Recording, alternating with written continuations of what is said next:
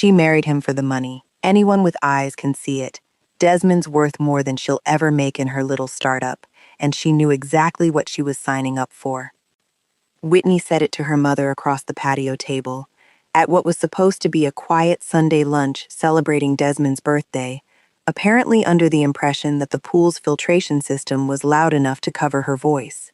It wasn't. I'd come outside to refill drinks, still in the sundress I'd chosen that morning, specifically because Desmond had once told me it was his favorite. The late afternoon sun, catching the surface of the pool behind Whitney's shoulder as she leaned toward her mother, voice pitched low in the particular register people use when they think they're being discreet.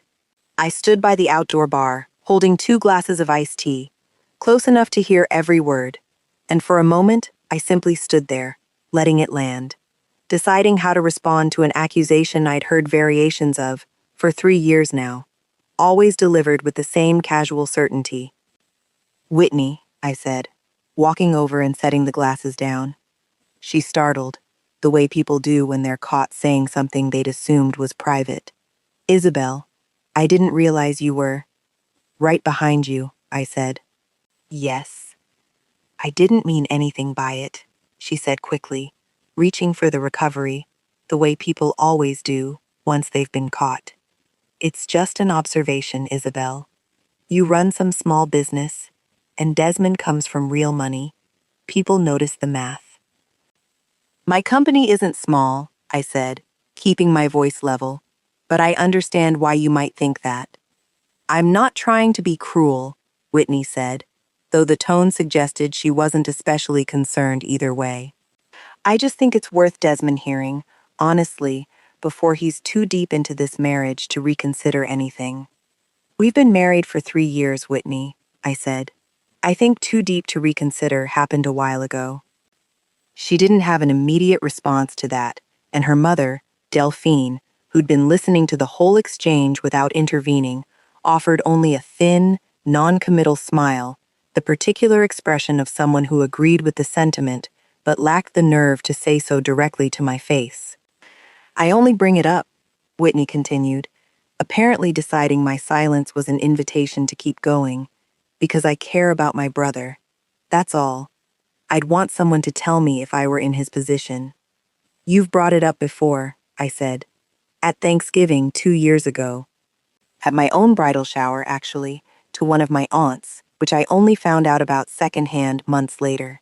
I kept my tone even, the way I'd learned to keep it in board meetings when an investor said something I disagreed with, but wasn't yet ready to escalate into open conflict. "I understand you believe it.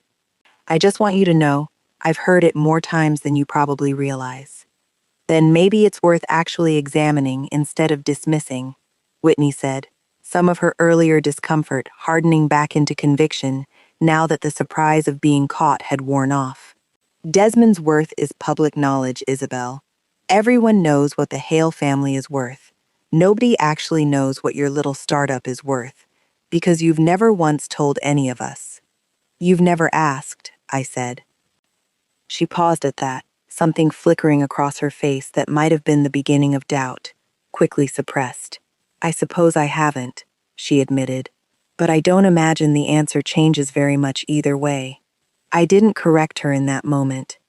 I picked my iced tea back up, said something non-committal about checking on the birthday cake, and walked back into the house, letting the conversation end there, the way I'd let dozens of similar conversations end over 3 years, always deciding, in the moment, that correcting the record wasn't worth the effort it would take, against an assumption this entrenched.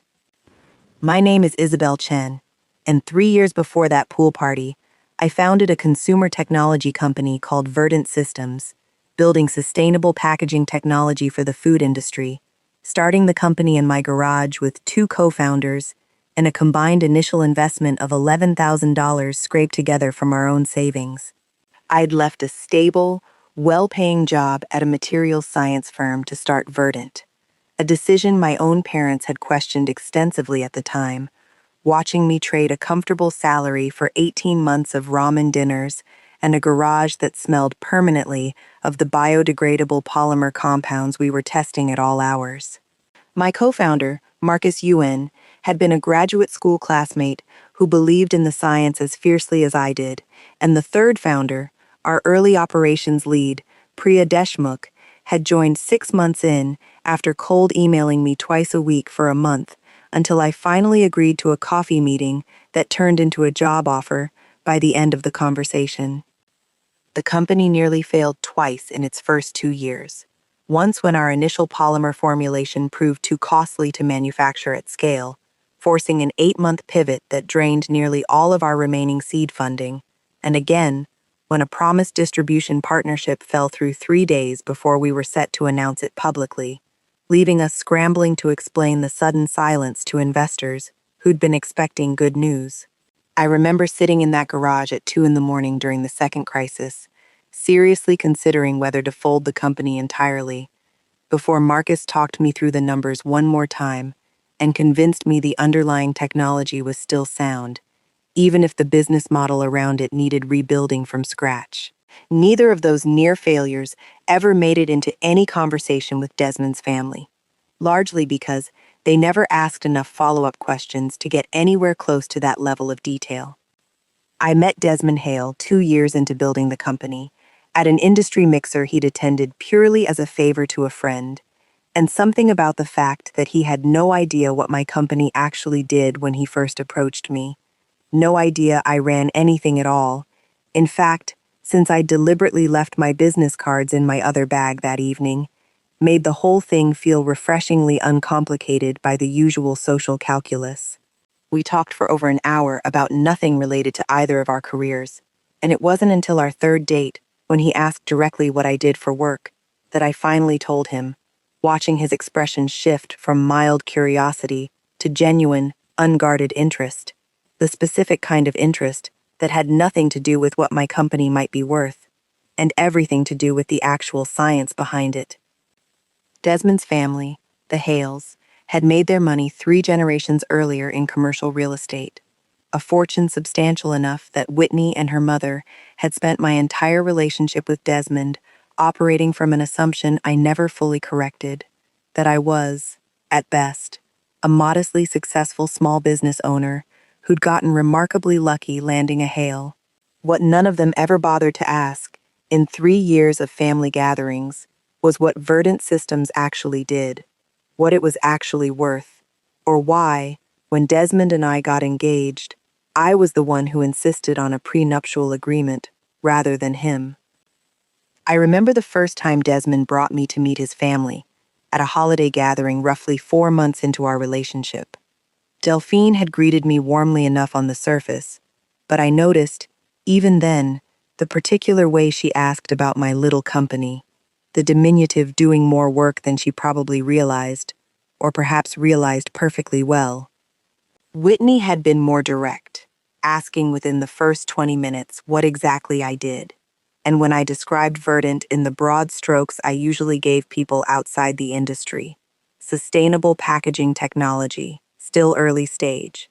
Promising but not yet proven, she'd nodded politely and turned the conversation toward her own recent promotion at the marketing firm where she worked, a job whose salary, I later learned, she mentioned to nearly everyone within the first 10 minutes of meeting them, as though establishing the numbers up front might save everyone the trouble of wondering.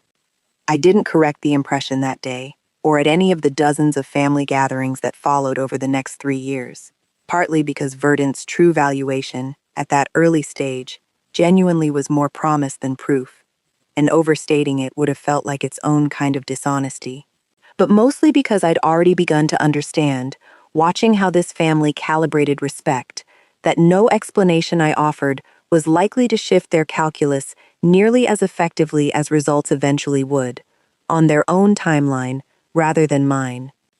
I remember the conversation with Desmond clearly, sitting in his apartment 8 months before our wedding, both of us slightly nervous, the way people get discussing money in the context of a relationship that otherwise felt entirely uncomplicated.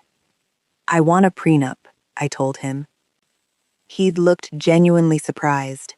I figured that would be something my family pushed for, honestly, not something you'd bring up first. "It's not about your family's money," I said. "It's about mine." Verdant just closed a Series B round. My equity stake alone is worth considerably more than most people realize, and I need it protected, not from you specifically, but structurally, the way any founder protects their company from unnecessary complications down the line. I don't want my business ownership tangled up in anything, ever, regardless of what happens between us. Desmond had laughed, not unkindly, more out of surprise than anything else. My family's going to assume I insisted on this to protect the Hale money from you. Probably, I agreed. Does that bother you? Not particularly, he said, considering it. Though I imagine it'll bother you eventually, watching them believe something so completely backwards about the two of us. I've made peace with it already, I said, though in truth it would take 3 more years for that peace to be tested as thoroughly as it eventually was. I'd rather they believe something wrong about the paperwork than have to explain my company's actual finances to people who've never once asked a genuine question about it. Let them assume that, I said. It doesn't actually matter what they think the paperwork says, as long as we both know what it actually says. We'd had our respective attorneys draft the agreement over the following months. Mine considerably more thorough than his, given the complexity of protecting an operating company's equity structure through a marriage. My attorney, a meticulous estate and corporate specialist named Rosalind Farrow, who'd worked with Verdant since our earliest funding rounds, spent nearly 3 hours in our first meeting walking through every possible scenario the agreement needed to account for. Future funding rounds, potential acquisitions, intellectual property developed during the marriage, even the possibility of Desmond someday joining the company in some capacity, and what that would mean for his own claim to compensation versus equity. Most people think prenups are simple, she told me. They're only simple when there's very little actually at stake. Yours isn't simple, because you've built something worth protecting properly. The final agreement was unambiguous. Verdant Systems and all associated equity, current and future, remained entirely mine, protected from any claim regardless of the marriage's outcome. Desmond's family assets remained similarly protected on his side, a mutual arrangement that had nothing to do with either of us distrusting the other, and everything to do with two people who both happened to have complicated financial lives before they'd ever met.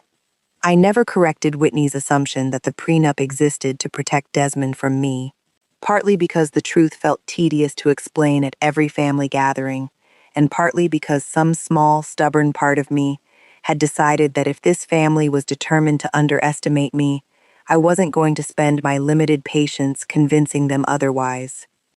My own parents knew the truth from the beginning, of course. My father had actually reviewed an early draft of the agreement himself, being a retired accountant who couldn't resist double-checking the numbers, and had told me, with the particular dry humor he reserved for moments he was genuinely proud of me, "Good. Make sure they know exactly what they're not getting." The week before that pool party, Marcus and I had been deep in the final stages of closing the Series C round, the kind of stretch that consumed nearly every waking hour, term sheets and investor calls and legal review running well past midnight most nights. Marcus, who'd known Desmond's family only through the occasional company holiday party, asked me once, somewhat bewildered, why I never mentioned the round's progress to them. "They don't really ask about the company," I told him. "Not in any real way. Whitney asked once, a year ago, whether Verdant was still going, like she expected it might have quietly folded without her noticing." "That's absurd," Marcus said. "We're 2 weeks from closing the largest raise in company history." "I know," I said. "They don't." "Do you want them to know?" he asked. I thought about that question longer than I expected to. "I don't know anymore," I admitted. "I think, 3 years ago, I would have wanted them to know badly. Now I think I've just gotten used to letting them believe whatever's easiest for them, because correcting it has never once seemed worth the argument." 2 weeks after that pool party, Verdant Systems closed its Series C funding round, $60 million, the largest raise in the company's history, enough to expand our manufacturing partnerships into 3 new international markets.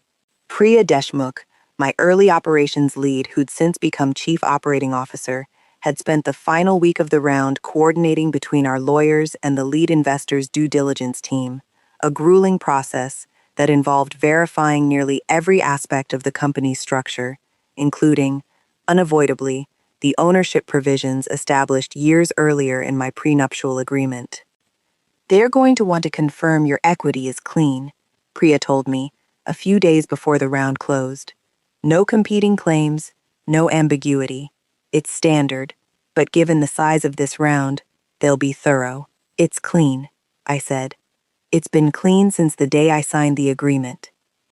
The lead investor on the round, a growth equity firm that had been courting Verdant for nearly a year before finally committing, sent their own outside counsel to review the ownership structure independently, a standard step at this funding size, but one that added nearly a week to an already exhausting closing process. Their lead partner, a measured, thorough woman named Constance Ferrer, called me personally once the review was complete. "Cleanest cap table I've seen at this stage in years," she said. "Whoever drafted your prenup did excellent work insulating the equity from any ambiguity. That's not always the case with founders who married before their companies scaled." "I had a very thorough attorney," I said. "It shows," Constance said. "It made this round considerably easier to close than it might otherwise have been." The local business press had been following the company's growth for over a year at that point, and the funding announcement generated considerably more coverage than any of our previous milestones, including a lengthy profile in the regional business journal that went, among other things, into unusual detail about the company's ownership structure, standard practice for funding coverage of this size, where investors and readers alike wanted clarity on exactly who controlled what percentage of the company post-raise. The reporter, a sharp and thorough business journalist named Priya Anand, no relation to my own Priya, a coincidence that generated more confusion in our internal Slack channel that week than the article itself, had done her homework more rigorously than most, including a footnote, buried 3/4 of the way through the piece, noting that per public filings associated with the round, my equity stake remained entirely separate from any marital assets, protected under a prenuptial agreement executed prior to my marriage. A detail included, I later learned, simply because the fund's due diligence process had required confirming the ownership structure was fully clean before closing, a routine verification that happened to become public record through the filing. My phone started buzzing within an hour of the article going live. Not from reporters, from Desmond, first, sending me the article with a single line, "Did you see the footnote? My mother's going to lose her mind." I called him instead of texting back. "Are you upset?" I asked. "About the footnote being public?" "Upset?" Desmond laughed, a real, unguarded laugh. "Isabel, I've been waiting 3 years for something to finally make my family actually see what you've built. I just didn't expect it to arrive via a due diligence footnote in a regional business journal." "Your mother's going to be calling within the hour," I said. "Let her call," Desmond said. "I think, honestly, it's about time somebody other than me actually said the quiet part out loud. I've tried correcting Whitney more times than you probably know about. She never really listened to me either. Maybe she'll listen to a business reporter with no personal stake in the outcome." "You never told me you'd tried correcting her," I said, surprised. "I didn't want you to feel like you needed to fight a battle I hadn't managed to win myself," he said. I think I was embarrassed, honestly, that 3 years of me telling my own sister she had the story backwards never once actually changed anything. She called that same evening, considerably less composed than her usual carefully maintained tone.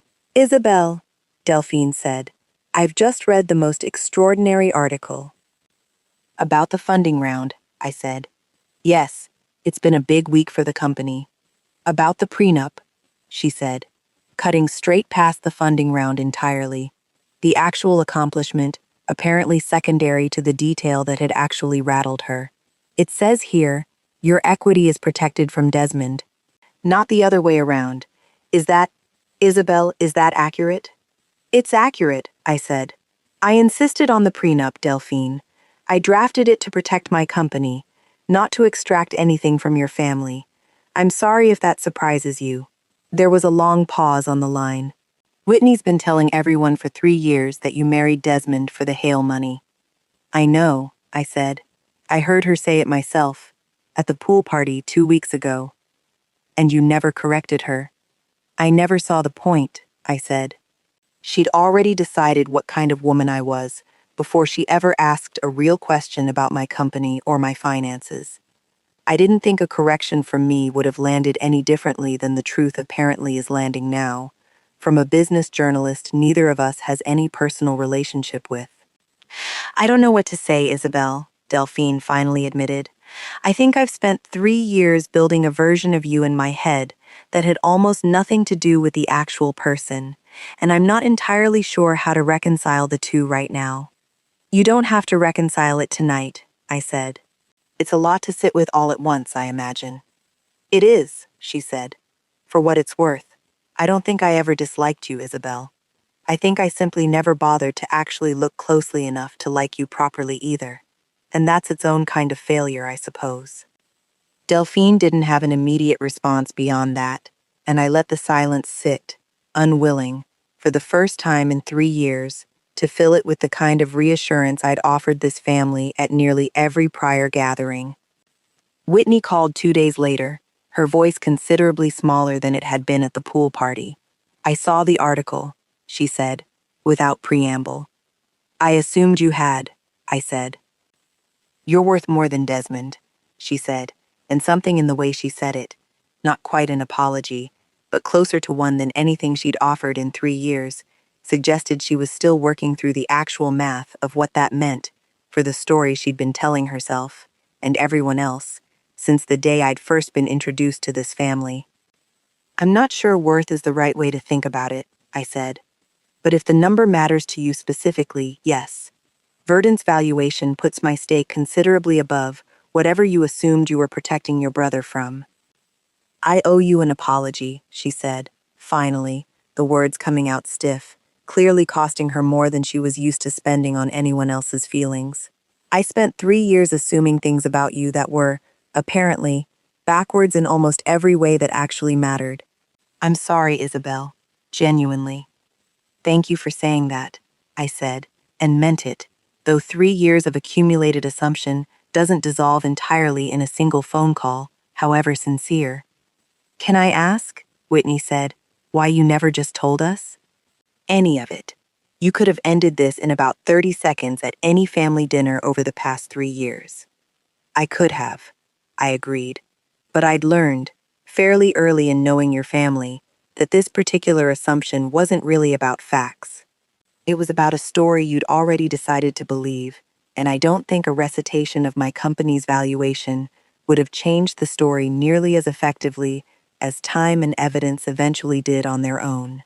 I think about the bridal shower comment, Whitney said, quieter now. The one you mentioned earlier. I said something to your aunt about hoping the marriage worked out financially for you, like I was implying you needed it to. I've been turning that over since the article ran, and I don't think I can pretend anymore that it was an innocent comment. It wasn't, I said, not unkindly, just honestly. But I appreciate you naming it instead of letting it stay vague. How do I fix 3 years of this? She asked. Genuinely, I don't know where to start. You don't fix it in one conversation, I said. You just start asking real questions going forward, instead of assuming you already have the answers. That's really all I've ever wanted from any of you. The following weekend, the Hale family held their annual summer reunion, an event that drew extended relatives from 3 states, most of whom I'd met only in passing over the years, usually introduced by Delphine, with some version of the same diminishing phrase she'd used for 3 years. This year was different from the moment I walked in. A cousin of Desmond's I'd met exactly once, at our wedding, approached me almost immediately, business journal apparently already read and absorbed. I had no idea, she said, that you were the Isabel Chen behind Verdant.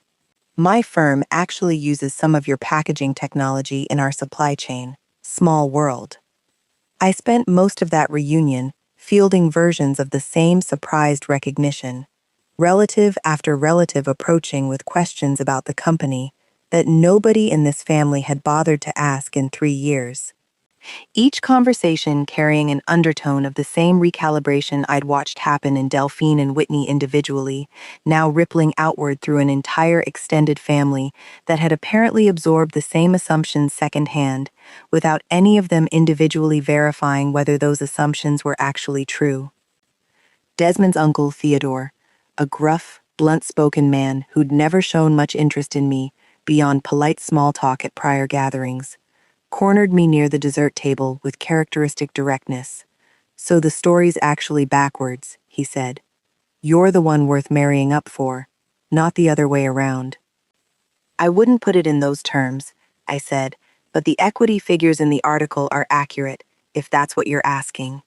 "Family's going to have to eat some crow over this one," Theodore said, not unkindly, something almost like respect in his tone that I hadn't heard from him before. "Good for you. Not correcting us sooner. Would have been easy to. Takes a certain kind of patience to just let people find out on their own timeline." "It wasn't entirely patience," I admitted. "Some of it was just exhaustion, if I'm honest.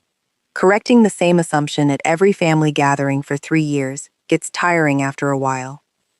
"Fair enough," Theodore said, and for the first time in 3 years, I felt something shift in how this extended family regarded me, not through any grand gesture, but through the accumulated weight of dozens of small conversations exactly like that one, happening simultaneously across a crowded backyard. Whitney found me near the end of that reunion, standing somewhat apart from the main gathering, watching her own children play near the pool. "I've been thinking about something," she said. "All those years I mentioned my salary to new people within minutes of meeting them. I think I did that because it was the fastest way I knew to establish where I stood, socially.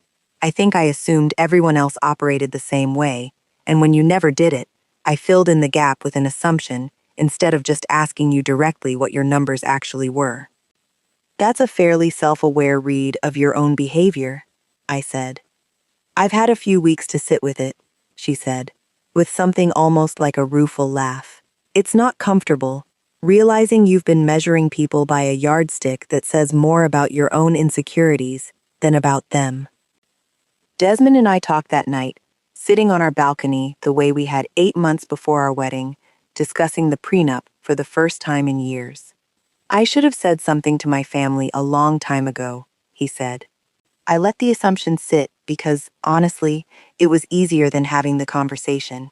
I think some part of me even found it a little funny, watching them assume something so completely backwards, without ever bothering to check. I found it a little funny too at first," I admitted. It stopped being funny somewhere around year 2, when Whitney started saying it in front of people who don't actually know either of us well enough to know better. "Do you ever wonder," Desmond asked, "what would have happened if I'd corrected them properly, back at the very beginning, before it calcified into something this entrenched?" "Sometimes," I said, "but I don't know that it would have actually changed anything. I think your family needed evidence, not just your word, and I don't think either of us could have manufactured evidence on that scale on our own timeline. It needed to happen when it happened." "I married you because I loved you," Desmond said, quieter now, something almost vulnerable in his voice that I hadn't heard from him in years. "Not because of Verdant, not because of anything the article revealed. I want you to know that landed the same for me, whether you were worth $11,000 or $60 million. "I know that," I said, and meant it fully, because whatever else this family had gotten wrong about me for 3 years, Desmond himself had never once been part of that particular misjudgment. I think that's actually part of why the assumption bothered me as much as it did. It wasn't really about you. It was about everyone around you deciding they already understood something about our marriage that neither of us had actually told them. "I'll talk to her," Desmond said. "Properly, this time. Not just letting it slide because confrontation is uncomfortable." "I think the article already did most of the talking," I said. "But I appreciate you meaning it. Things with Whitney have shifted slowly since that article, in the careful, incremental way most genuine repairs happen. She's asked, more than once, about Verdant's expansion plans, genuinely curious in a way I'd never once experienced from her in 3 years prior. She called a few weeks later, somewhat awkwardly, to ask whether Verdant might ever consider bringing on outside marketing consultants, mentioning, almost in passing, that a firm she knew specialized in sustainability-focused branding. It wasn't quite an apology disguised as a business referral, but it was close enough to something genuine that I took the meeting anyway, and the resulting consultation turned into a small but useful partnership neither of us had expected 3 months earlier. Delphine invited me to lunch, just the two of us, about a month after the article ran. The first time in 3 years she'd ever suggested spending time together, without Desmond present as a buffer. We sat at a quiet restaurant she'd chosen carefully, and she asked, for nearly the entire meal, genuine questions about the company, how I'd first come up with the packaging technology, what the hardest year of building Verdant had actually looked like from the inside, what came next now that the Series C round had closed. It was, I realized partway through the lunch, the first extended conversation we'd ever had that wasn't filtered through her existing assumptions about who I was. I think I owe you more than an apology, she said, near the end of the meal. I think I owe you 3 years of actually paying attention that I never gave you. I'm sorry it took a stranger's article to finally make me curious enough to ask. I appreciate you asking now, I said, even if it's later than either of us would have liked. Marcus, my co-founder, watched much of this unfold from a slight distance, mostly amused, occasionally exasperated on my behalf, in the way close colleagues sometimes are, about family dynamics they're only peripherally involved in. You could have told them years ago, he said to me once, a few weeks after the article ran, both of us reviewing quarterly numbers in my office late one evening. You had the numbers the whole time. You just chose not to lead with them. I know, I said. I think, somewhere along the way, I decided that proving myself to people who'd already made up their minds felt like a losing game, no matter how good my numbers actually were.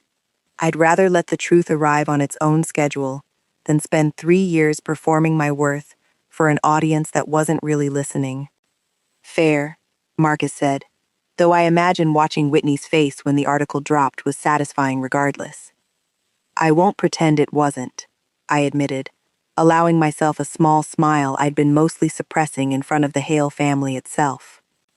Desmond and I marked our 4th wedding anniversary a few months after all of this settled, a quiet dinner, just the two of us, deliberately away from any extended family gathering. He raised his glass at one point, midway through dinner, and said, simply, to 4 years, and to finally being married to the person my family actually sees now, instead of the version they invented. To that, I agreed, and meant every word of it, understanding by then that whatever had shifted in this family over the preceding months hadn't erased 3 years of quiet diminishment, but had at least, finally, replaced it with something closer to the truth. I don't know that either of them fully understands, even now, how thoroughly they misjudged the situation for 3 years, mistaking a woman who'd built something substantial, from $11,000 and 2 co-founders, for someone chasing a fortune that was, in every meaningful financial sense, considerably smaller than the one she'd already built herself. What I know is that the truth never actually needed their belief to be real. It just took a business journalist's routine due diligence footnote to finally make it impossible to keep ignoring. If you've ever been quietly accused of chasing something you'd actually already built yourself, I hope this reminded you that the truth doesn't need an audience's permission to eventually surface. Sometimes it just needs enough time and the right paperwork to speak for itself.